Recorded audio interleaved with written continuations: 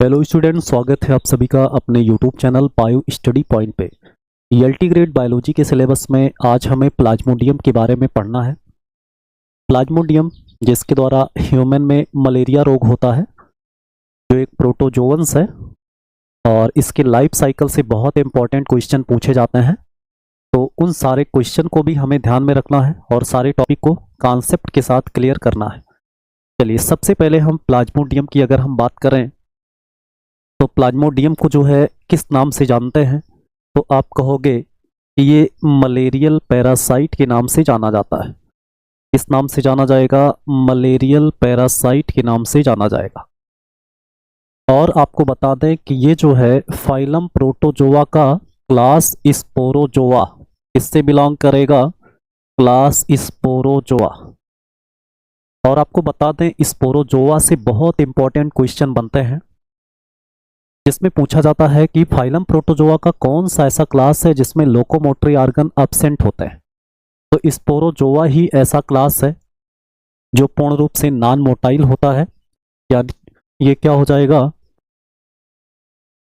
Non motile होगा। आपको पता है कि फाइलम प्रोटोजोआ के क्लासिफिकेशन का जो मेन बेसिस है वो लोकोमोटरी ऑर्गन ही है। तो ये सारे क्वेश्चन बनते हैं प्रोटोजोआ से, तो स्पोरोजोआ से भी आएगा। उसके बाद ये नॉन मोटाइल या लोकोमोटरी ऑर्गन एब्सेंट रहने वाला क्लास है, तो उसी में प्लाज्मोडियम बिलोंग करेगा। चलिए, प्लाज्मोडियम की अगर हम बात करें तो ये इंडो पैरासाइट्स होता है। इंडो पैरासाइट का मतलब होता है होस्ट की बॉडी के अंदर पाया जाएगा। कहाँ मिलेगा? होस्ट की बॉडी के अंदर पाया जाएगा। और ये इंटर नहीं होगा, यहाँ पर इंट्रासेलुलर होगा। कैसा होगा? इंट्रासेलुलर। इंट्रासेलुलर का मतलब क्या होता है, तो आप क्या कहोगे? इंट्रासेलुलर का मतलब होता है सेल के अंदर, सेल के अंदर पाया जाने वाला पैरासाइट। जैसे ये हमारी बॉडी में जब जाता है तो लीवर सेल के अंदर इंटर करता है और मल्टीप्लाई करेगा। उसके बाद आरबीसी के अंदर जाएगा, वहां भी मल्टीप्लाई करेगा। इसका मतलब ये जो पैरासाइट है ये हमारे बॉडी के अंदर सेल के अंदर रेप्लिकेट होता है। उसके बाद ये हाइपर पैरासिटिक स्पोरोजोअन्स है। हाइपर पैरासिटिक की बात करेंगे तो जैसे मान लो ये कहाँ पर पाया जाता है, तो प्लाज्मोडियम का जो इन्फेक्टिव स्टेज है वो मॉस्किटो के सलाइवा में पाया जाता है। और जब इन्फेक्टेड फीमेल एनाफिलेज किसी पर्सन को बाइट करती है तो बाइटिंग के दौरान जो इन्फेक्टिव स्टेज हैं वो ह्यूमन के ब्लड में चले जाते हैं, जिससे उसके आगे का लाइफ साइकिल स्टार्ट होगा। वो रेप्लिकेट करेंगे, आरबीसी में जाएंगे, जिससे हमें फीवर जैसा सिम्टम्स शो होगा, जिसको मलेरिया फीवर कहेंगे। देखिए, हाइपर पैरासिटिक का मतलब क्या है, जैसे आप देखते हो यहाँ पर मैन है। मैन एक क्या है? होस्ट है। मैन क्या है? एक होस्ट है। इस मैन पर कौन डिपेंड है, तो आप कहोगे मॉस्किटो। और वो भी कौन सी मॉस्किटो? फीमेल। फीमेल मॉस्किटो ही ब्लड को सक कर पाता है। तो ये क्या हो गया? तो ये पैरासाइट हो गया। ये क्या हो गया? पैरासाइट। और मॉस्किटो के अंदर क्या पाया जाता है, तो प्लाज्मोडियम के स्टेजेस पाए जाते हैं। तो प्लाज्मोडियम यहाँ पर मिल जाएगा। तो प्लाज्मोडियम पैरासाइट के अंदर पाया जाता है, तो इसको क्या कहते हैं? Hyper parasite. इसको क्या कहेंगे? हाइपर पैरासाइट कहेंगे। तो ये हाइपर पैरासाइट की कैटेगरी में आएगा। अब हम बात करते हैं इसमें कि इसको डिस्कवर किसने किया था। तो मोस्ट इंपॉर्टेंट क्वेश्चन बनता है, इसकी डिस्कवरी किसने की थी। तो यहाँ पर कौन से साइंटिस्ट आ जाएंगे? चार्ल्स लेब्रान आ जाएंगे, जो एक आर्मी डॉक्टर थे। इन्होंने 1880 में काजेटिव एजेंट के रूप में, यानी मलेरिया का जो काजेटिव एजेंट था उसको पता लगाया कि ये प्लाज्मोडियम ही है जिसके द्वारा मलेरिया रोग होता है। तो इसकी डिस्कवरी किसने की? चार्ल्स लेब्रान ने किया था। और बाद में यहाँ पर मलेरिया और मॉस्किटो का जो रिलेशनशिप है इसको किसने कंफर्म किया? तो रोनाल्ड रॉस। ये मोस्ट इंपॉर्टेंट साइंटिस्ट हैं मलेरिया से संबंधित, इनसे क्वेश्चन बनते हैं। इनको नोबेल प्राइज भी दिया गया था मेडिसिन के क्षेत्र में 1902 ईस्वी में। तो यहाँ पे रोनाल्ड रॉस 1897 में इन्होंने बताया कि जो मलेरिया रोग होता है वो मच्छर के काटने से होता है। यानी मच्छर का रिलेशन किससे बता दिया? प्लाज्मोडियम या मलेरिया से बता दिया। चलिए, अगला क्या देखते हैं इसमें। हाँ, मलेरिया से इंपॉर्टेंट कुछ टर्म्स है जो एग्जाम में पूछे जाते हैं। जैसे यहाँ पर मलेरिया टर्म है, ये किसने दिया? तो जॉन मैककुलॉच ने दिया 1827 में। उसके बाद प्लाज्मोडियम टर्म किसने दिया? तो ये मार्चिया फावा एंड एंजेलो सेली ने 1885 में दिया। वर्ल्ड मलेरिया डे 25 अप्रैल को मनाया जाता है और मॉस्किटो डे जो है वो 20 अगस्त को मनाया जाता है। ये इंपॉर्टेंट फैक्ट हैं, आपको याद रखना है। चलिए प्लाज्मोडियम की जातियों की बात करते हैं यहाँ पे। तो यहाँ पे प्लाज्मोडियम बाइवाक्स है जो मोस्ट कॉमन स्पीसीज है और उसी का लाइफ साइकिल हमें सिलेबस में पढ़ना है। तो प्लाज्मोडियम बाइवाक्स जो मोस्ट कॉमन है, प्लाज्मोडियम ओवेल है जो बहुत कम मिलता है, रेयरेस्ट स्पीसीज है। उसके बाद प्लाज्मोडियम मलेरियाई भी मिलता है और प्लाज्मोडियम फैल्सीपेरम भी मिलता है। तो ये प्लाज्मोडियम की जातियां होती हैं जिनके द्वारा मलेरिया होता है। चलिए लाइफ साइकिल की बात करते हैं, सारे क्वेश्चन लगभग इसी पोर्शन से बनता है। देखिए लाइफ साइकिल की बात करेंगे तो ये प्लाज्मोडियम एक डाइजेनेटिक पैरासाइट है और आपको बता दें कि ये ओब्लाइगेट पैरासाइट है, जैसे वायरस होता है। ओब्लाइगेट पैरासाइट, ओब्लाइगेट पैरासाइट का मतलब होता है ऐसे पैरासाइट जो विदाउट होस्ट के सर्वाइव ही नहीं कर पाता है। अगर होस्ट ना हो, होस्ट को गायब कर दो तो ये पैरासाइट भी गायब हो जाएंगे, यानी ये ओब्लाइगेट पैरासाइट होंगे। और ये डाइजेनेटिक पैरासाइट होता है, मतलब ये दो होस्ट पर अपना लाइफ कंप्लीट करेंगे। आपको पता है मॉस्किटो के अंदर और मैन के अंदर। अब यहाँ पे देखो दोनों होस्ट कौन कौन से हैं, प्राइमरी या डेफिनिट होस्ट कहते हैं, ये मैन है। मैन को जो है आप क्या कह सकते हैं, इसको वर्टिब्रेट होस्ट कह सकते हैं क्योंकि मैन वर्टिब्रेट है, ये वर्टिब्रेट होस्ट है। और मॉस्किटो की बात करें तो ये इनवर्टिब्रेट होस्ट है।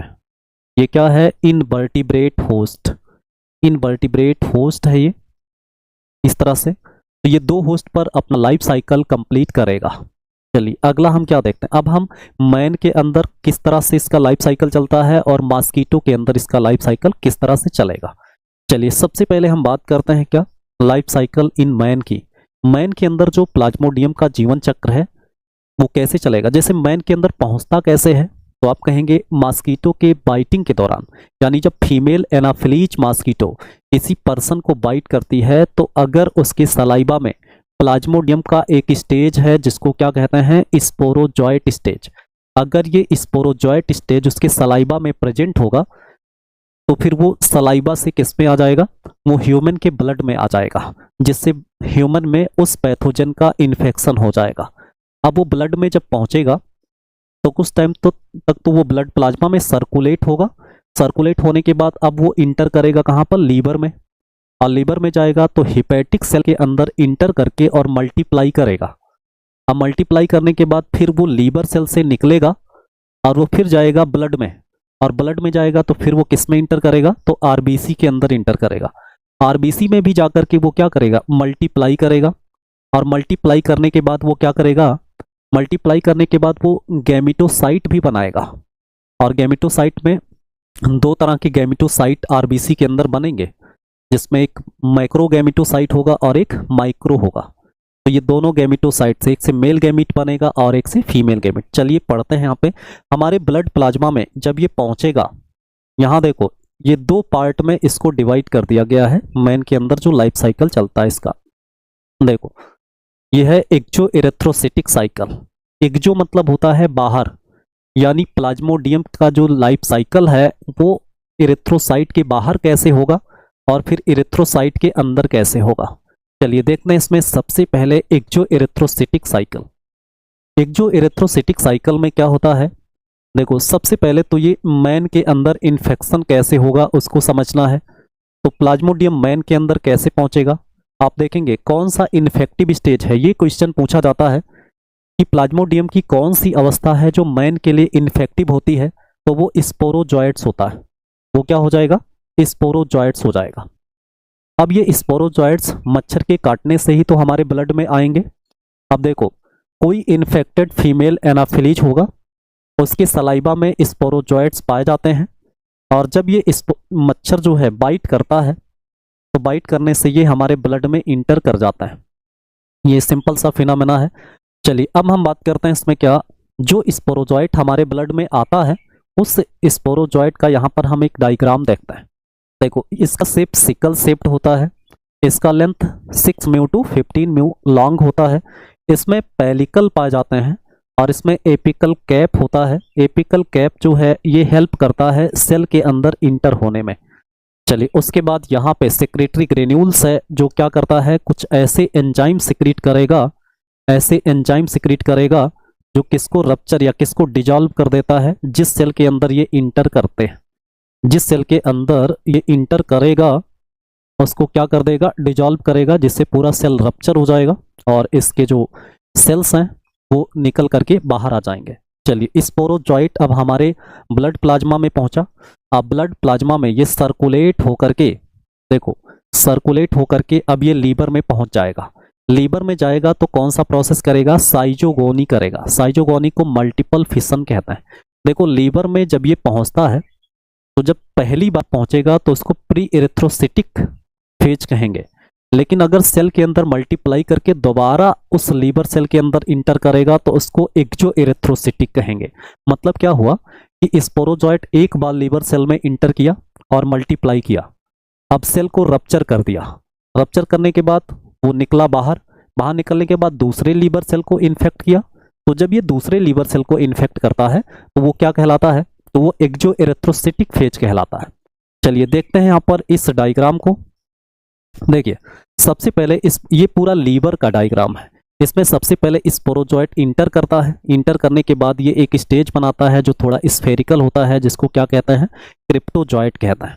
क्रिप्टोजॉइट जो सेल बनता है प्लाज्मोडियम का, इसके अंदर जो न्यूक्लियाई हैं ये बार बार मल्टीप्लाई होते हैं।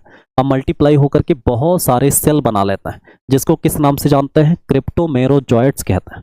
अब ये क्रिप्टोमेरोजॉइट्स क्या करेगा, देखो क्रिप्टोमेरोजॉइट्स क्या करेगा, ये दूसरे सेल में इंटर करेगा। मतलब एक सेल को रप्चर कर चुका है, अब ये क्या करेगा, दूसरे सेल में इंटर करेगा। और दूसरे सेल में यहाँ पे दो तरह से इंटर करेगा। एक सेल में जब ये इंटर करेगा तो क्या बनाएगा, माइक्रोमेटा क्रिप्टोजॉइट बना सकता है, और अगर दूसरे प्रकार के सेल में इंटर किया तो ये मैक्रोमेटा क्रिप्टोजॉइट बना सकता है। अब ये जो मैक्रोमेटा क्रिप्टोजॉइट है ये लार्ज साइज के होंगे, तो इसको फिर से सेल, अगर ये निकलते हैं तो इसको फिर से सेल के अंदर जाकर के क्या बनाना पड़ेगा, माइक्रोमेटा क्रिप्टोजॉइट ही बनाना पड़ेगा। अब देखो ये जो है ये भी आया तो यहाँ क्या बना, मैक्रोमेटा क्रिप्टोजॉइट बना। अब ये भी क्या करेगा, मल्टीपल फिशन करेगा। मल्टीपल फिशन होता कैसे है, जैसे इसमें फ्री न्यूक्लियर डिवीजन होगा, जिसमें जितने सारे न्यूक्लियस हैं सब साइटोप्लाज्म को कलेक्ट करके एक सेल बना लेता है। तो ये ऐसे ही मल्टीप्लाई करता है। तो यहाँ पर मैक्रोमेटा क्रिप्टोमेरोजॉइट बना। अब ये फिर से सेल में इंटर करेगा, फिर से सेल में इंटर करेगा तो ये फिर क्या बनाएगा, यहाँ पर फिर से ये माइक्रोमेटा क्रिप्टोजॉइट में चेंज होगा, फिर माइक्रोमेटा क्रिप्टोमेरोजॉइट्स में ये कन्वर्ट होकर के और लीवर से निकल करके किस में जाएगा, तो ये आरबीसी के अंदर जाएगा। आप देखो लीवर के अंदर ये प्लाज्मोडियम की स्टेजेस हैं जो मल्टीप्लाई कर रही हैं, सेल को रप्चर कर रही हैं। अब रप्चर करने के बाद ये लीवर से जब निकलेंगे तो उन्हें क्या कहेंगे, माइक्रोमेटा प्रोटोमेरोजॉइट के नाम से जानता है। अब ये निकल गया लीवर से। अब लीवर से निकलने के बाद अब ये कहाँ जाएगा, अब ये जाएगा आरबीसी के अंदर। अब देखते हैं यहाँ पे, देखो लीवर साइजोगोनी हो गया, यानी लीवर के अंदर प्लाज्मोडियम की स्टेजेस ने क्या किया, बार बार मल्टीप्लाई किया, अपना नंबर इंक्रीज किया और वो चले गए किसमें, आरबीसी में। आरबीसी में जाएंगे तो उस साइकिल को किस नाम से जानेंगे, एरिथ्रोसिटिक साइकिल के नाम से जानेंगे।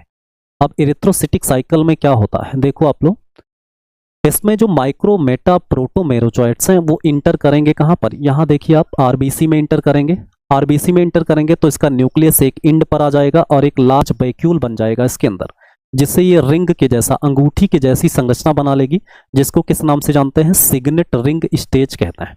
यानी यहाँ पर लीवर से जो आया माइक्रोमेटा प्रोटोमेरोजॉइट, अब वो आरबीसी में इंटर करके क्या बना लेता है, सिग्नेट रिंग स्टेज बना लेता है। और आपको बता दें कि क्या सारे स्पीसीज में सिग्नेट रिंग स्टेज पाया जाएगा, तो आप कहोगे यहाँ पर प्लाज्मोडियम की एक स्पीसीज है फैल्सीफेरम। प्लाज्मोडियम फैल्सीफेरम की अगर हम बात करें तो उसमें क्या होता है, सिग्नेट रिंग स्टेज क्या होता है, एब्सेंट होता है। सिग्नेट रिंग स्टेज क्या होगा, एब्सेंट होगा। इस चीज को याद रखेंगे। तो सिग्नेट रिंग स्टेज प्लाज्मोडियम की कौन सी स्पीसीज में एब्सेंट होगा, तो फैल्सीफेरम में। उसके बाद अब ये सिग्नेट रिंग स्टेज से अब ये किस में चेंज हो जाएगा, अमीबॉयड स्टेज में, जिसमें स्यूडोपोडिया निकाल लेगा। जो क्या करेगा, स्यूडोपोडिया निकाल करके इस आरबीसी के अंदर इसका भोजन क्या होगा, तो आप कहोगे इसका भोजन हीमोग्लोबिन होगा। इसका भोजन क्या होगा, हीमोग्लोबिन। आरबीसी के अंदर हीमोग्लोबिन पाए जाते हैं। अब ये अमीबा क्या करे, अमीबॉयड स्टेज जो प्लाज्मोडियम का है, ये स्यूडोपोडिया के द्वारा पकड़ करके इसको खाएगा, हीमोग्लोबिन को खाएगा। अब देखो यहाँ पर हीमोग्लोबिन की अगर हम बात करें तो इसमें दो पार्ट होता है, एक हीम होता है और एक होता है क्या, ग्लोबिन। तो ग्लोबिन को तो ये खा लेगा, लेकिन जो हीम है, हीम को डाइजेस्ट नहीं करेगा और हीम को कन्वर्ट कर देगा किसमें, हीमोजॉइन में। ग्लोबिन को तो खा लेगा लेकिन हीम का कन्वर्जन कर देगा किसमें, हीमोजॉइन में, जो एक क्या बनाएगा, टॉक्सिक पिगमेंट बनाएगा। अब देखो, जो ग्लोबिन को खाया, खाने के बाद कुछ एक्सक्रीट भी करेगा अपनी बॉडी से मेटाबॉलिक वेस्ट के रूप में। तो यहाँ देखो, मेटाबॉलिक वेस्ट के रूप में यहाँ पर कुछ डार्ट लाइक स्ट्रक्चर दिखाई देंगे जिसको सिफनस डार्ट कहते हैं। क्या कहते हैं, सिफनस डार्ट कहते हैं। और ये येलो कलर्ड मेटाबॉलिक वेस्ट होता है। आप ये बताओ कि अगर अमीबॉइड स्टेज हीमोग्लोबिन को खा रहा है तो हीम पोर्शन के द्वारा कन्वर्जन हो रहा हीमोजॉइन का, और ग्लोबिन को खाने के बाद जो वेस्ट को सिक्रीट करेगा उसको सिफनल डार्ट के नाम से जानेंगे, जो मेटाबॉलिक वेस्ट होता है। तो ये दोनों चीजें आपको याद रखना है। आरबीसी के अंदर सिफनल डार्ट का पाया जाना ही इसका प्रमाण है कि प्लाज्मोडियम का इन्फेक्शन हुआ है आरबीसी के अंदर। अब देखो, सिफनल डार्ट मोस्ट इंपॉर्टेंट है, हीमोजॉइन मोस्ट इंपॉर्टेंट है, इन चीजों को याद रखेंगे आप। उसके बाद अब देखो, इसके अंदर जो न्यूक्लियस है, फिर से ये साइजॉन्ट स्टेज बनाएगा, मतलब एक सेल बना लेगा इंक्रीज करके, और इसमें सारे न्यूक्लियस, मतलब न्यूक्लियस बार बार डिवाइड होगा और सारे न्यूक्लियस से क्या बन जाएंगे, बहुत सारे सेल बन जाएंगे जिसको मेरोजॉइट्स कहेंगे।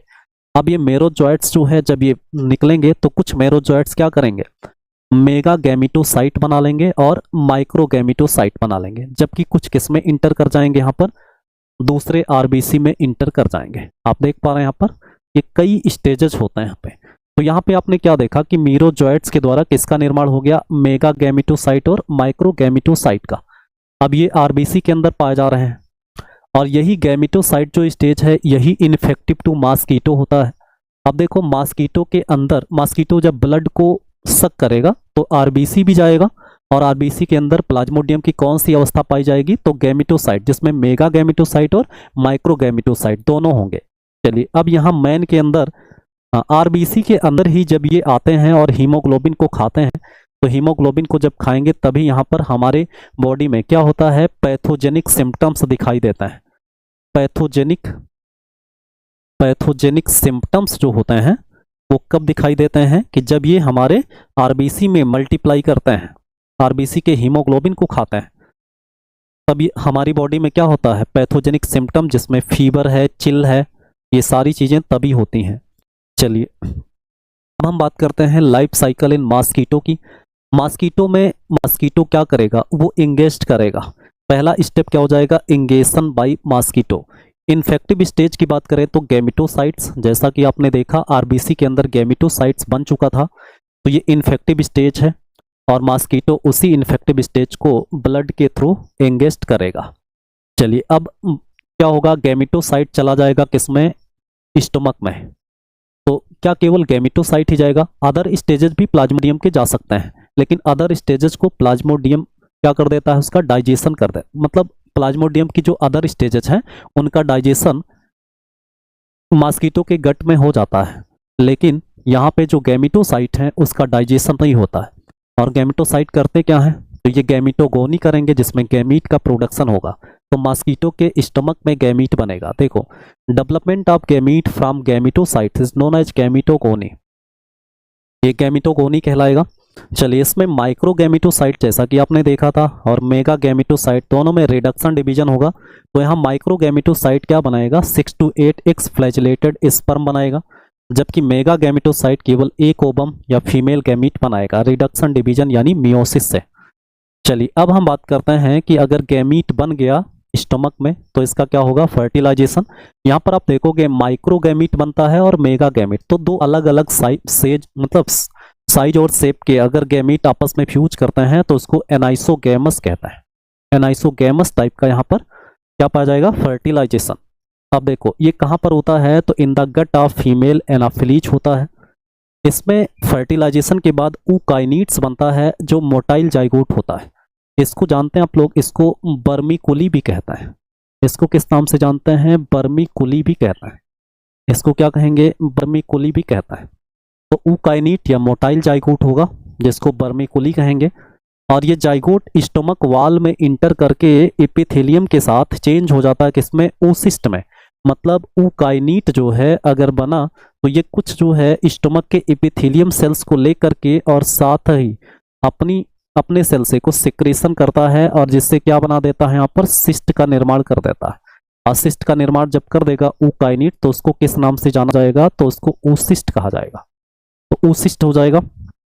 चलिए उसके बाद अब ऊसिस्ट जो है वो इंक्रीज करेगा साइज और वो फिर मल्टीप्लाई होगा जिसको स्पोरोगोनी कहेंगे, जिसमें 10,000 डाटर न्यूक्लियाई बनेंगे और जो चेंज हो जाएंगे किसमें, स्पोरोजॉइट्स में।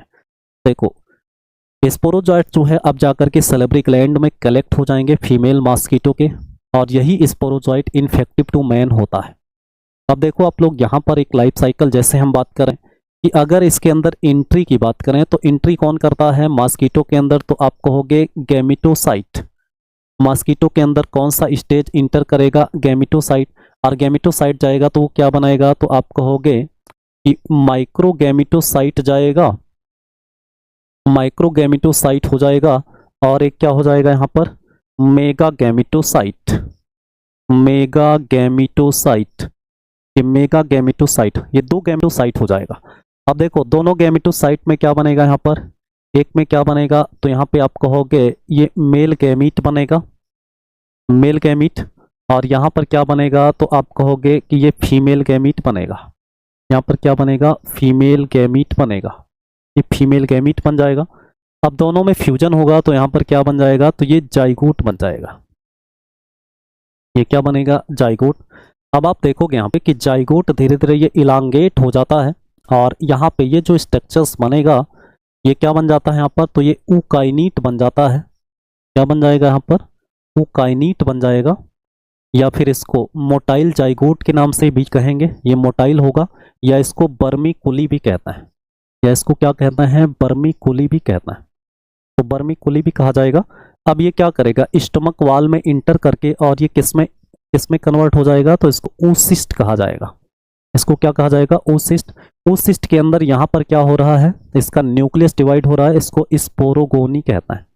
इसको क्या कहेंगे, स्पोरोगोनी, जिसमें बहुत सारे स्पोरोजॉइट बनेंगे। ये सारे स्पोरोजॉइट निकल करके आएंगे, स्पोरोजॉइट यहाँ पर निकल करके आएंगे और ये किसमें जाकर कलेक्ट हो जाएंगे, तो आप कहेंगे ये सैलिवरी ग्लैंड है। ये मॉस्किटो का क्या है, सैलिवरी ग्लैंड है, तो सैलिवरी ग्लैंड में आ जाएगा। और सैलिवरी ग्लैंड जब ये मॉस्किटो किसी पर्सन को बाइट करेगा तो यही स्पोरोजॉइट किसके अंदर जाएगा, तो मैन के अंदर या ह्यूमन के अंदर जाएगा, यानी ह्यूमन के अंदर क्या जाएगा, स्पोरोजॉइट जाएगा, ये स्पोरोजॉइट। तो स्पोरोजॉइट जो है वो मैन के लिए इन्फेक्टिव स्टेज है और गैमेटोसाइट जो है वो मॉस्किटो के लिए इन्फेक्टिव स्टेज है। तो ये सारी चीज़ें आपको समझना है। अब हम बात करते हैं कि अगर ये मलेरिया होता है तो मलेरिया को कंट्रोल करने वाला कुछ प्रोग्राम गवर्नमेंट के द्वारा लॉन्च किया जाएगा, जिसमें यहाँ पर देखो नेशनल मलेरिया इरेडिकेशन प्रोग्राम है जो 1953 में, लेकिन 1953 में इसको किस नाम से जानते थे, नेशनल मलेरिया कंट्रोल प्रोग्राम। क्या था वो, नेशनल मलेरिया कंट्रोल प्रोग्राम था। बाद में उसी को एक्सटेंड कर दिया गया और नाम रख दिया गया नेशनल मलेरिया इरेडिकेशन प्रोग्राम था। ये 1953 में लॉन्च किया गया और इसका उद्देश्य था, इसका टारगेट क्या था, इसका टारगेट ये था कि हम जो है 2027 तक मलेरिया को देश से निकाला करना, मतलब किसी को मलेरिया नहीं होगा 2027 तक, मलेरिया को पूर्ण रूप से क्या कर देंगे, खत्म कर देंगे। ये टारगेट 2027 तक का था। अभी तो 2025 चल रहा है, देखते हैं मलेरिया रोग तो अभी भी हो रहा है लगभग। देखो फिजिकल प्रोग्राम की बात करें तो फिजिकल प्रोग्राम में क्या करते हैं, मच्छर की पॉपुलेशन को कंट्रोल कर दो, मलेरिया अपने आप कंट्रोल हो जाएगा। तो फिजिकल प्रोग्राम के द्वारा मच्छर की पॉपुलेशन को कंट्रोल करना है। उसके बाद केमिकल प्रोग्राम की बात करें तो कुछ केमिकल होता है, जैसे यहाँ पर स्प्रेइंग कर देते हैं, स्प्रेइंग करते हैं क्या, स्प्रेइंग ऑफ केरोसिन ऑयल है, केरोसिन ऑयल। आपको बता दें केरोसिन ऑयल को अगर आप कंटामिनेटेड वाटर के सरफेस पर ऐसे डाल देते हैं तो एक थिन लेयर बन जाता है। थिन लेयर बनने से ऑक्सीजन की सप्लाई रुक जाती है, जिससे सफोकेशन से जो लार्वा हैं, जो मॉस्किटो के डेवलपमेंट वाले स्टेजेस हैं, वो सब नष्ट हो जाता है। तो केरोसिन ऑयल यहाँ पर इम्पॉर्टेंट रोल होगा इसका, ताकि मॉस्किटो के पॉपुलेशन को कंट्रोल किया जा सके। उसके बाद बायोलॉजिकल प्रोग्राम की बात करें तो बायोलॉजिकल प्रोग्राम की बात करेंगे तो कुछ यहाँ पर प्लांट और एनिमल यूज किए जाएंगे, जैसे इंसेक्टिवोरस प्लांट है, इंसेक्टिवोरस प्लांट। इंसेक्टिवोरस प्लांट की बात करेंगे तो जैसे यहाँ पर क्या हो जाएगा, आप देखेंगे इसमें एक होता है क्या, कैप संड्यू होता है, क्या होता है, कैप संड्यू होता है। एक क्या होता है, ब्लैडर वर्ट होता है, ब्लैडर वर्ट होता है, ब्लैडर वर्ट। ये सब इंसेक्टिवोरस प्लांट हैं जो मॉस्किटो को बाइट कर सकते हैं, खा सकते हैं, जिससे उनका पॉपुलेशन कम हो सकता है। साथ ही साथ यहाँ पर आप देखोगे लार्बीवोरस फिशेस को भी ग्रो कराया जा सकता है। लार्बीवोरस फिशेस, लार्बीवोरस फिशेस की बात करें तो इसमें कौन कौन सी मछलियाँ यूज की जाती हैं, जिसमें एक फेमस एग्जांपल है क्या, गैम्बोसिया। गैम्बोसिया जो मछली है ये लार्बीवोरस होती है, मच्छर के लार्वा को खाने वाली मछली होती है और इसको यूज किया जाता है। उसके बाद इसमें ट्रॉट भी है, क्या है इसमें, ट्रॉट भी एक मछली है। उसके बाद और देखेंगे तो माइनौज है, माइनौज भी है इसमें। उसके बाद इसमें गप्पी भी है। ये सब मछलियां हैं जो क्या होती हैं, लार्बीवोरस होती हैं। तो इनको यूज करके और मलेरिया को कंट्रोल किया जा सकता है। चलिए ये सब हो गया क्या, नेशनल मलेरिया इरेडिकेशन प्रोग्राम। चलिए अब हम बात करते हैं क्या इसमें, देखो अगर हम मलेरिया के ट्रीटमेंट की बात करें, देखो ट्रीटमेंट की अगर हम बात करें, देखो अगर हम मलेरिया के ट्रीटमेंट की बात करते हैं तो देखो क्या क्या होता है। आपने देखा होगा कि सिनकोना प्लांट की छाल से एक एल्कोलॉइड प्राप्त किया जाता है जिसको कुनैन कहता है। और कुनैन जो है वो एंटी मलेरियल ड्रग है जो ट्रेडिशनली यूज किया जा रहा है, पुराने समय से ही इसको यूज किया जा रहा है। तो यहाँ ट्रीटमेंट की बात करें तो यहाँ पे अगर हम बेसिक ड्रग की बात करें, बेसिक ड्रग, बेसिक ड्रग की बात करें तो इसका नाम क्या है, तो इसको कुनैन कहते हैं। क्या कहते हैं, कुनैन, कुनैन कहते हैं। बेसिक ड्रग क्या है, कुनैन। कुनैन जो है वो क्या है, तो इसको कहते हैं एंटी मलेरियल ड्रग।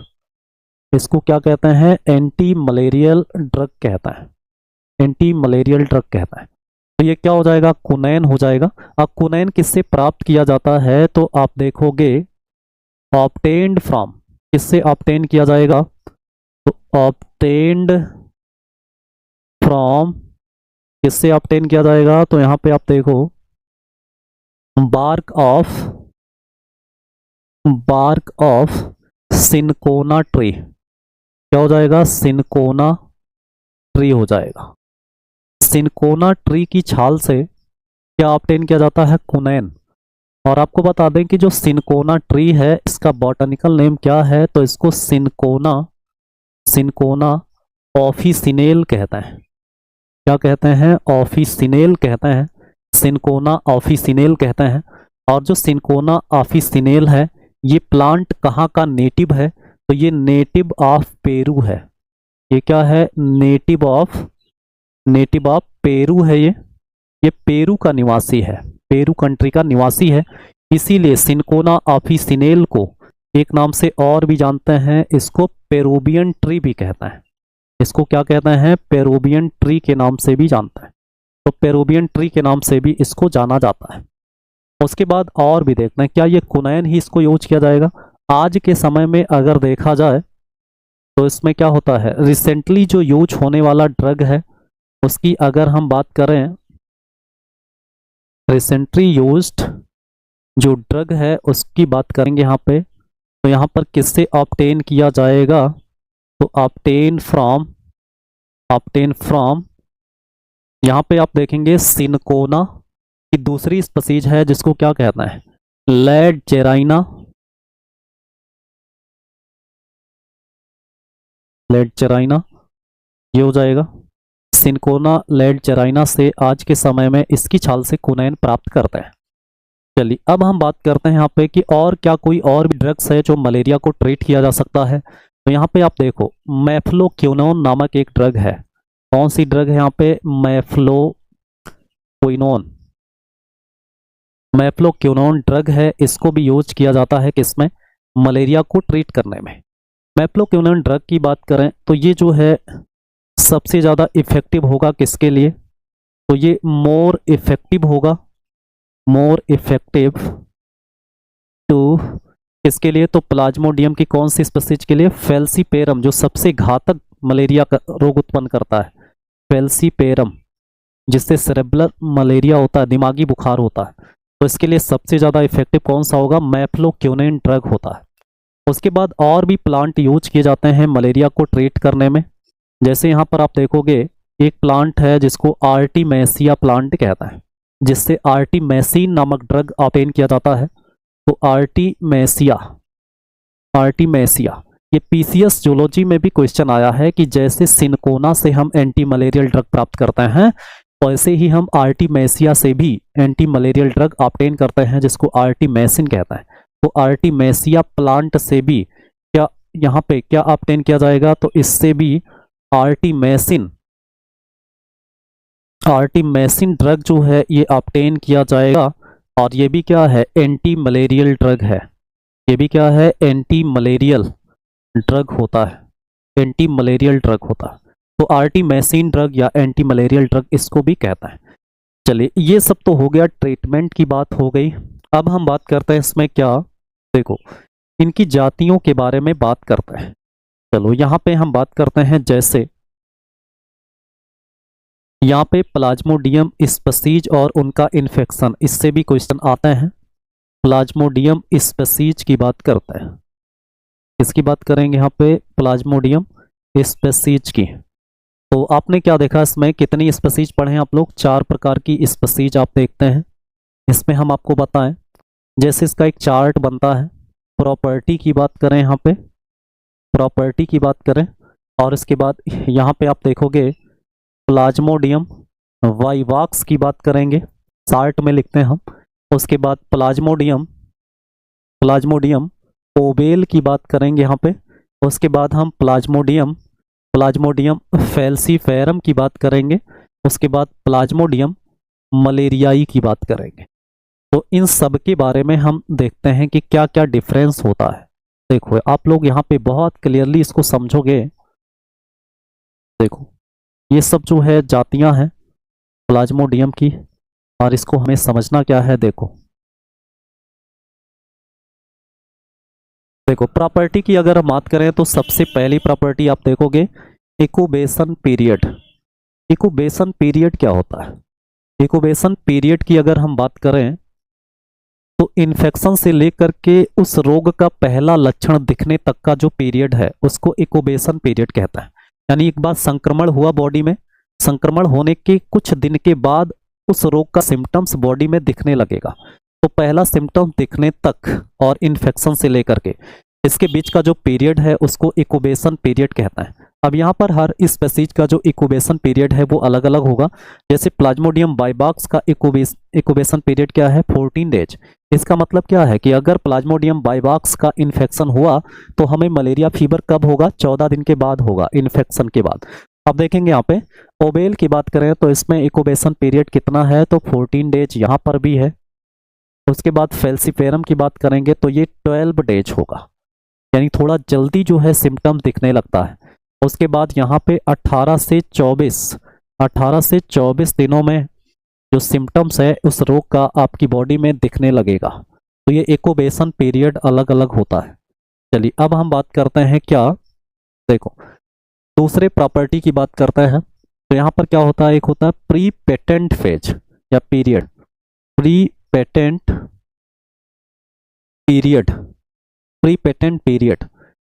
पीरियड क्या होता है? आप देखो सब incubation period, pre patent period, यहाँ पे आपको समझना है। यहाँ पे प्री इरेथ्रोसिटिक ड्यूरेशन जो लीवर सब में साइजोगोनी होता है। मतलब आप देखेंगे कि प्लाज्मोडियम जब लीवर के अंदर इंटर करता है तो उस लीवर में कितने टाइम तक साइजोगोनी करेगा, कितने टाइम तक मल्टीप्लाई करेगा, और फिर वो आरबीसी में जाएगा। मतलब उस लीवर के अंदर कितना टाइम वो स्पेंड करेगा, फिर वो आरबीसी में जाएगा। तो उस टाइम पीरियड को ही क्या कहते हैं? प्री पेटेंट पीरियड कहता है। अब देखो लीवर में कितना टाइम स्पेंड करेगा प्लाज्मोडियम का अलग अलग स्पीसीज, उसको हम देखते हैं। यहाँ पे आप देखोगे 8 डेज जो वाइवाक्स है वो क्या है? 8 डेज तक क्या करेगा? लीवर के अंदर साइजोगोनी करेगा। उसके बाद इसमें बात करते हैं तो ये 9 डेज। उसके बाद यहाँ पे 5 to 6 डेज हो जाएगा, 5 to 6 डेज। उसके बाद 7 to 12 डेज हो जाएगा। इस सब का अलग अलग लीवर के अंदर, यानी आप कहोगे एक्सो एरिथ्रोसिटिक साइकिल का जो ड्यूरेशन है उसको प्री पेटेंट पीरियड कहता है। तो यहाँ पे क्या हो जाएगा, अलग अलग हो जाएगा हर स्पीसीज का। उसके बाद हम क्या बात करते हैं इसमें, रिकरेंस साइकिल। इसकी बात करेंगे यहाँ पे, रिकरेंस साइकिल की बात करते हैं। रिकरेंस साइकिल क्या होता है? रिकरेंस साइकिल का मतलब होता है कि एक फीवर, मतलब एक बार फीवर आया, उसके कितने समय के बाद दूसरी बार फीवर आएगा। जैसे कुछ जो है 24 आवर्स के अंतराल पर फीवर होता है, कुछ जो है 72 घंटे के बाद, मतलब एक बार फीवर हुआ फिर 72 घंटे के बाद होगा, फिर जो है ऐसे अलग अलग क्या होता है, फीवर आने का टाइम होता है, जिसको क्या कहते हैं, रिकरेंस साइकिल कहते हैं। अब आप देखो यहाँ पे रिकरेंस साइकिल में क्या क्या हो जाएगा। यहाँ पे आप देखोगे कि ये जो तीनों स्पीसीज है, यहाँ पे तीनों स्पीसीज है, इसमें फीवर कितने घंटे के बाद आते हैं, तो 48 आवर्स। मतलब एक बार फीवर आया तो अब वो कितने टाइम के बाद आएगा, 48 आवर्स के बाद आएगा। इसको रिकरेंस साइकिल बोलते हैं। उसके बाद इसमें क्या आ जाएगा, इसमें हर 72 घंटे के बाद, हर 72 घंटे के बाद क्या आएगा, फीवर आएगा। इससे भी क्वेश्चन आता है एग्जाम में। आप देखो प्लाज्मोडियम मलेरियाई जो है, जब उसका इन्फेक्शन हमारी बॉडी में होता है तो हर 72 घंटे के बाद क्या होता है, हर 72 घंटे के बाद फीवर आता है। बाकी इन तीनों स्पीसीज में 48 घंटे पर फीवर आता रहता है। चलिए उसके बाद अगला हम क्या प्रॉपर्टी देखते हैं इसका। देखो अगली प्रॉपर्टी की हम बात करेंगे यहाँ पे, तो colours and types of granules की बात करते हैं। Colours and types of granules की बात करेंगे। Colours and types of granules की बात करेंगे तो आप क्या देखोगे यहाँ पे, देखो ये कलर किसका है। जैसे आपने देखा होगा कि जैसे हीमोजॉइन बनता है, सुफनर डार्ट या कुछ मेटाबॉलिक बेस्ट बनते हैं, तो उनका अपना अलग अलग कलर होता है। तो कलर की अगर हम बात करें तो यहाँ पर ये दोनों जो जातियाँ हैं, इन दोनों जातियों के द्वारा कौन सा कलर यहाँ पर आपको दिखाई देगा, हीमोजॉइन कौन से कलर में दिखाई देगा, तो वो येलो ब्राउन कलर में दिखेगा। इसमें दिखेगा येलो ब्राउन कलर में। बाकी आप देखोगे इसमें ग्रीनिश कलर में दिखेगा, इसमें किसमें दिखेगा, ग्रीनिश कलर में दिखेगा ये। उसके बाद ये जो है डार्क ब्राउन कलर में दिखेगा। ये क्या हो जाएगा, डार्क ब्राउन कलर में हो जाएगा, डार्क ब्राउन कलर में।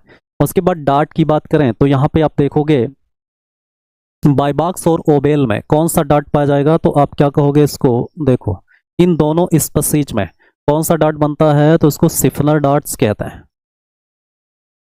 क्या कहते हैं, सिफनर्स डॉट कहते हैं, सिफनर डॉट। उसके बाद ये जो होगा प्लाज्मोडियम फैल्सीपेरम, इसमें क्या बनेगा, तो इसमें मोरस डॉट बनेगा, मोरस डॉट। इससे भी क्वेश्चन आता है। उसके बाद इसमें क्या बनेगा, जी मेंस डॉट। क्या बनेगा यहाँ पर, जी मेंस डॉट बनेगा, तो जी मेंस डॉट बनेगा। तो ये भी आप डॉट को भी याद रखेंगे। प्लाज्मोडियम बाइबॉक्स और ओबेल सिफनर डॉट बनाता है, और फैल्सीपेरम मोरर डॉट्स, और मलेरियाई क्या करेगा, जी मेंस डॉट बनाएगा। चलिए ये तो डॉट, मतलब डॉट क्या होता है, तो आप कहेंगे ये मेटाबॉलिक बेस्ड होता है जो आरबीसी के अंदर बनता है। उसके बाद अगर हम बात करें यहाँ पे टाइप्स ऑफ फीवर की, इसकी बात करेंगे यहाँ पे, टाइप्स ऑफ फीवर की बात करेंगे। देखो ये लास्ट टाइप्स ऑफ फीवर से भी क्वेश्चन आता है, फीवर का टाइप भी क्वेश्चन में आता है। देखो यहाँ पर क्या हो जाएगा, types of fever, types of fever की बात करें तो उसमें देखो आप कौन कौन सा, जैसे यहाँ पे आप इन तीनों स्पीसीज की बात करो, यहाँ पे तीनों स्पीसीज की बात करो, तो तीनों स्पीसीज से जो फीवर होता है उसको क्या कहते हैं, तो उसको टर्टियन फीवर कहते हैं। क्या कहते हैं, टर्टियन फीवर कहता है, टर्टियन फीवर। जबकि यहाँ पे जो मलेरियाई के द्वारा होता है इसको क्वार्टन फीवर कहता है। इसको क्या कहते हैं, क्वार्टन फीवर कहते हैं, क्वार्टन फीवर। तो टर्टियन और क्वार्टन फीवर से भी क्वेश्चन आते हैं। उसके बाद हम बात करते हैं यहाँ पे क्या, देखो यहाँ पे, हाँ इसमें ये जो स्पीसीज है आप देखोगे यहाँ पे प्लाज्मोडियम वाइवॉक्स की बात करेंगे तो इसमें जो फीवर होता है उसको बेनाइन फीवर भी कहता है, बेनाइन फीवर भी कहता है इसको, बेनाइन फीवर। उसके बाद इसको मिल्ड फीवर, मिल्ड फीवर कहेंगे, और फिर इसको जो है मैलिग्नेंट फीवर भी कहते हैं, मैलिग्नेंट फीवर भी कहेंगे, और इसको जो है क्लिनिकल फीवर भी कहते हैं, क्लिनिकल फीवर भी कहते हैं। तो इस तरह से हम जो है फीवर का टाइप्स और सारी जातियों को यहाँ पर, इन सभी जातियों से ऐसे क्वेश्चन आते हैं, आपको ध्यान रखना है। किसको जो है टर्टियन फीवर, किसको क्वार्टन फीवर कहेंगे। टर्टियन का मतलब आप लोग जानते हैं, इसमें 48 घंटे के बाद बुखार चढ़ेगा, यहाँ 72 घंटे के बाद बुखार चढ़ता है, तो ये क्वार्टन फीवर होता है। देखो इसको क्लिनिकल, मैलिग्नेंट, मिल्ड और वेलाइन, ये सारे फीवर आपको याद रखने हैं। चलिए, इस तरह से हम प्लाज्मोडियम के सारे कॉन्सेप्ट को क्लियर कर चुके हैं और सारे क्वेश्चन आपको यहीं से मिलेंगे, और अगले वीडियो में